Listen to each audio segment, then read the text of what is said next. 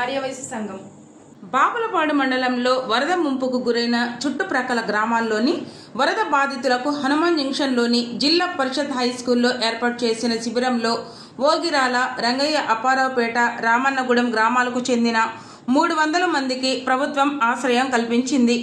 వారందరికీ హనుమాన్ జంక్షన్ ఆర్యవైశ్య సంఘం నాయకులు పైడి సుధాకర్ ఆధ్వర్యంలో భోజన ఏర్పాట్లు చేశారు. ఉదయం టిఫిన్ దగ్గర నుండి మధ్యాహ్నం భోజనం, రాత్రి భోజనం సైతం ఏర్పాట్లు చేశారు. ఈ సందర్భంగా పైడి సుధాకర్ మాట్లాడుతూ వరద బాధితుల ఏర్పాటు చేసిన పునరావాస కేంద్రంలో ఆదివారం, సోమవారం వరకు ఆర్యవైశ్య సంఘం ఆధ్వర్యంలో భోజన ఏర్పాట్లు చేస్తున్నామని సుధాకర్ చెప్పారు. అవసరమైతే మరో 2 రోజులు ఏర్పాటు చేస్తామన్నారు. ఈ కార్యక్రమంలో బాపులపాడు ఉప సర్పంచ్ దుట్ట శివనారాయణ, మాజీ ZPTC Sunkara Subhash Chandrabose, Boyapati Prasad, Mucharla Giribabu, Lions global president Tadi Rangarao, Aryavysya సంఘం నాయకులు ఖమ్మంపాటి శ్రీనివాసరావు, చామత్తి రాంబాబు, తవ్వ పూర్ణచంద్రరావు, కొనకళ్ళ రాజశేఖర్, వెంకటేశ్వరరావు, మిట్టపల్లి లలిత తదితరులు పాల్గొన్నారు.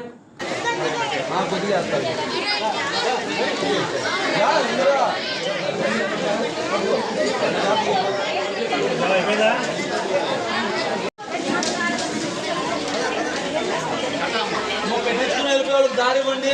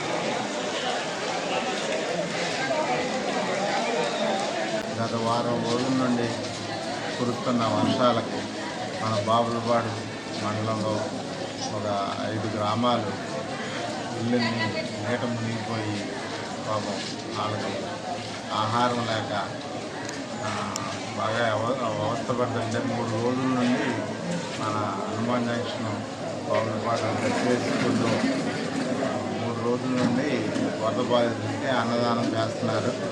ఈ 3 రోజుల నుండి ఆర్యవైశ్య మన బాపులపాడు గ్రామం ఆర్యవైశ్య వాళ్ళు ముందుకు వచ్చారు.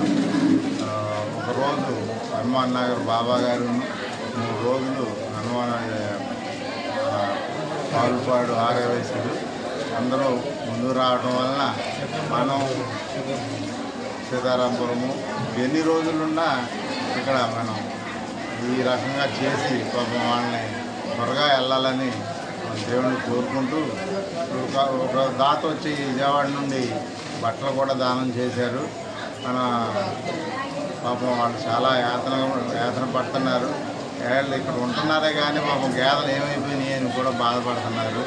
వీళ్ళందరినీ దేవుడు గర్ణించి త్వరగా పంపించాలని కోరుకుంటూ మరి ఇక్కడ ఈ హనుమాన్ జంక్షన్లో బాపులపాడు స్కూల్లో జరిగినటువంటి క్యాంపు, వరద క్యాంపు ఎర్రగడ్డ వెంకటరావు గారి ఆధ్వర్యంలో ఆయన అదే ఆశీస్సులతోటి ఇక్కడ నిర్వహించడం జరుగుతుంది. ఇక్కడ ఓగిరాల గ్రామం, రామన్నగూడెం, ఓగిరాల ఈ శిబిరంలో 400 మంది సుమారుగా ఉంటారు. ఇక్కడ ప్రతిరోజు టిఫిను, భోజనం, సాయంత్రం భోజనం వేసి అన్ని సౌకర్యాలు వాళ్ళకి బాత్రూములు కానీ, రూములు కానీ అలాట్ చేసి వాళ్ళకి ఏ ఇబ్బంది లేకుండా వాళ్ళ ఇంటికాడ ఎట్లయితే ఉన్నారో అంతకన్నా కూడా ఇక్కడ వచ్చి గ్రామంలో ఉన్నటువంటి పెద్దలందరూ కూడా పూర్తిగా సహకారం చేసి మరి ఈ రోజున ఈ 3 రోజులు బట్టి ఆర్యవైశ్య సంఘం వారు, హనుమాన్ జంక్షన్ వారు, పైడి సుధాకర్ గారు, అలాగే పూర్ణ గారు, ఇంకా మిగిలిన పెద్దలందరూ కూడా వాళ్ళందరూ కూడా ప్రత్యేకంగా ధన్యవాదాలు చెప్తున్నాం.